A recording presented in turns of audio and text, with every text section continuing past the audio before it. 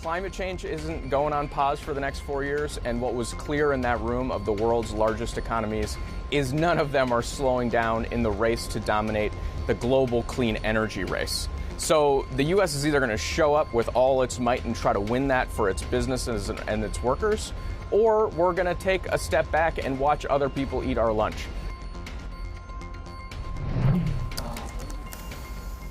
U.S. National Climate Advisor Ali Zaidi speaking with Bloomberg TV in Rio de Janeiro.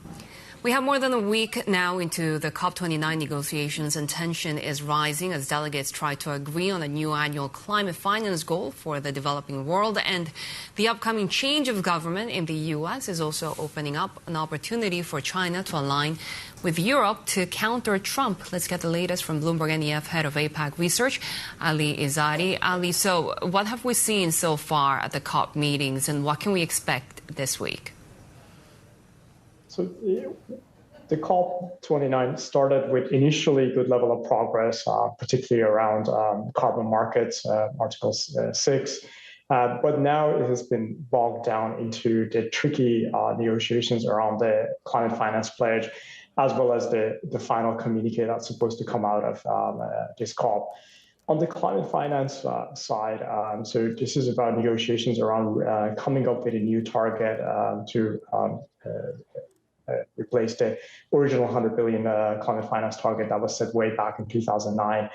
That $100 billion was targeting climate finance to be achieved by 2020 and beyond.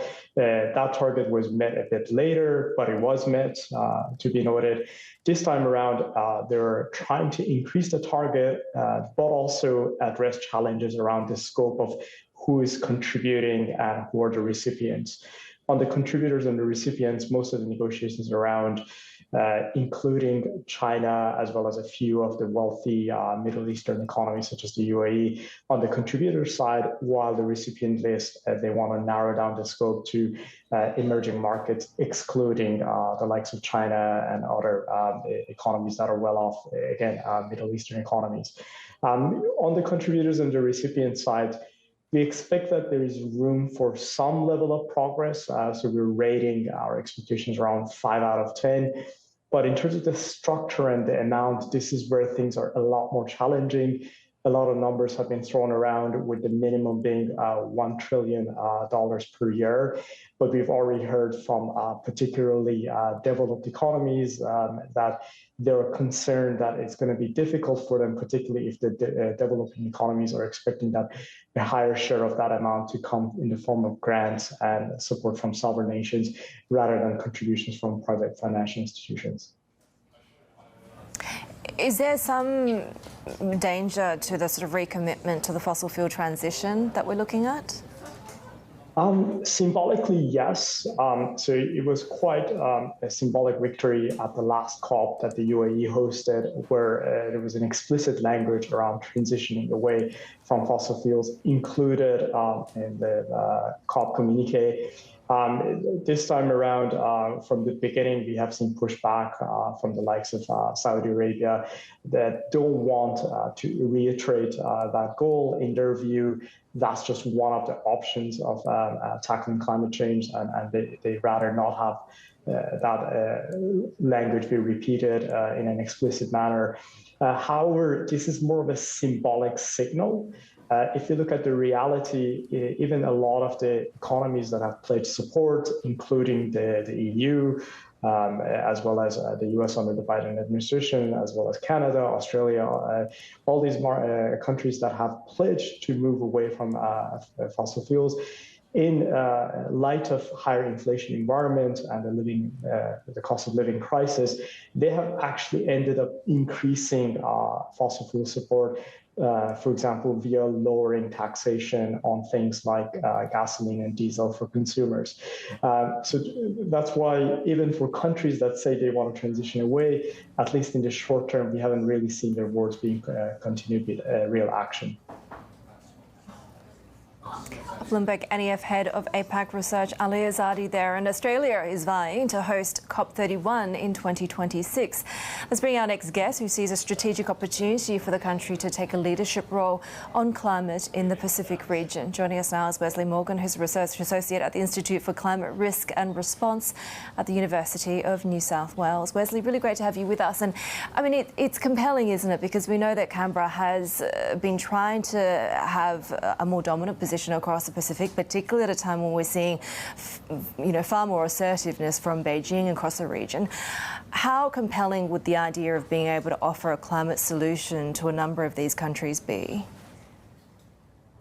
Yes, I think that's right. That Australia is the largest member of the Pacific Islands Forum, so works closely with Pacific Island countries to tackle shared challenges. And Pacific Island countries have been crystal clear for quite some time that climate change is their single greatest threat. So Australia has its hand up to host the UN climate talks with Pacific Island countries in 2 years' time, and that will send a signal to the world that Australia is working with Pacific nations as their key security partner, helping them to address their key threat. And Australia will have a positive story to tell because the clean energy shift is well underway in Australia. Right now, 40% of the main national electricity grid in Australia gets electricity from wind, solar and storage, and we're on track for 80% clean energy for the main national grid by the end of this decade. So no one's building new coal-fired power in Australia. We are shifting to a clean energy future, and hosting the UN climate talks is a chance to send that message to the world. At the same time, though, Australia has emerged again as one of the biggest exporters of fossil fuel energy, and Pacific nations don't benefit from that. They see the downside and the adverse impact of that. So does that gap, those tensions, sit uncomfortably here? It absolutely does. So right now, Australia is one of the world's biggest exporters of gas and a major exporter of coal. Gas, coal and iron ore, two major economies in Asia, are key exports for Australia. But what we are seeing is that as countries like Japan, like Korea, like countries in our region make commitments to cut their emissions, they will want less and less fossil fuel imports from Australia. What they will want is critical minerals that will be important for manufacturing of clean energy technologies. So Australia is blessed with the critical minerals that are important for solar voltaics, for wind turbines, for electric vehicles, for batteries. And the reality is that the Australia's exports are going to shift away from fossil fuels towards these other types of exports. And so hosting the UN climate talks, it would be a chance to grow new markets for Australia's clean energy exports for things like green hydrogen, green iron, green metals, and a chance to attract new investment as well. And this is certainly a tension that Australia will need to resolve with Pacific Island neighbours, as Pacific Island countries are calling for a rapid global phase out of fossil fuel production and a managed phase out. So yes, hosting the talks will not be without its challenges, but a chance to signal to the world that Australia is shifting from its past as a fossil fuel heavyweight to its future as a clean energy powerhouse. How much of a challenge could the incoming president in the United States, Donald Trump, be in these negotiations, especially come 2026, and how uncomfortable could it get for Australia? Yeah, I mean, the president-elect in the United States is a climate change denier. You know, he refers to climate change as a hoax and has said that he wants to take the United States out of the Paris Agreement. What this means is countries like Australia, they really need to step up to the plate. So Australia is a middle power in global affairs. We'll never be able to throw our weight around like major powers. And we have a strong national interest in a rules-based global order. So that means when countries come to agreement on things like trade, things like security, our interest is in countries sticking by those agreements that we have made together. And the same can be said for climate. So it took a whole generation of multilateral negotiations between the world's wealthy nations and developing countries to arrive at the 2015 Paris Agreement. And it is really the key mechanism that we have to cooperate, to tackle the climate crisis, to work together to drive down emissions. And Australia will need to join other responsible powers and reinforce commitment to the Paris Agreement. And the reality is that, Trump would only be doing harm to the United States' own interests, because tomorrow's economy is a clean energy economy. And we're well and truly in a race now with major powers racing for advantage as the supplier of the clean energy technologies that we will all be using tomorrow. So Australia will see that as being Australia's future and will continue to pursue that. And in pursuing that, how much is the Labor Party and the Australian government right now doing in terms of climate funding? Is it enough?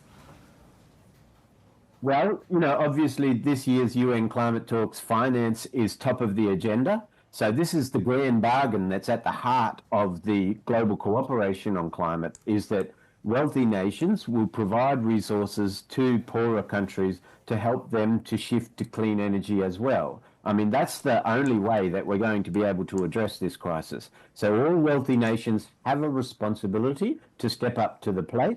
Australia has just announced a new $125 million package to help Pacific Island neighbours shift towards renewable energy. But Australia certainly could be doing more. So, Australia is taking on a role in the climate talks that are underway right now in Baku. Australian climate Minister Chris Bowen is he has been tasked with helping to find a landing zone for the finance negotiations in Baku. So taking on a leadership role there as well. Wesley, we'll have to leave it there, but really appreciate your time. Wesley Morgan, Research Associate at the UNSW Institute for Climate Risk and Response. More on Australia ahead every Tuesday at 11:40 a.m. if you're watching in Sydney, 8:40 a.m. in Hong Kong.